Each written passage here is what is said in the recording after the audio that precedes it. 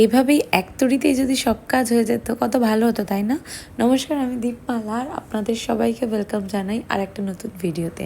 আবার একটা বটল কুড়িয়ে এনে পরিষ্কার করে ওতে নতুন গাছ তৈরি করছিলাম। বেশ কয়েকদিন ছিল চোখের সামনে, কিন্তু এরকম না সাজানো গোছানো বোতলটা আমার পছন্দ না। তাই মাঝখানের লেখাগুলোকে কভার করার জন্য প্রথমে আমি জাস্ট ফেভিকল দিয়ে কয়েকটা দড়ি লাগিয়ে নিলাম, কিন্তু তারপরে মন ভরলো না। তারপর ওটাকে ইয়েলো কালার করলাম, আর তারপরে আমার মাথায় ঘুরছিল অনেকদিন ধরে মনস্টেরার পাতা। তাই আমার ডায়েরিতে কয়েকটা মনস্টেরার পাতা ড্রয়িং করে নিয়ে সেগুলোকে কেটে নিয়েছিলাম। তারপর 5টাকে 5 রকম কালার করলাম, রেড, হোয়াইট, ব্ল্যাক, পিঙ্ক আর অ্যাকোয়া ব্লু। এবার এগুলোকে গোল্ডেন কালার দিয়ে বর্ডার করে নিয়েছি। এবার ফেভিকল লাগিয়ে একটু শুকিয়ে নিয়ে আমি যে বটলটা ইয়েলো কালার করে রেখেছিলাম তার উপরে আস্তে আস্তে লাগিয়ে দিলাম সবকটাকে। দেখে বলো কেমন লাগছে। যদি ভালো লাগে নিশ্চয়ই ভিডিওটাকে লাইক, শেয়ার, কমেন্ট করে দিও।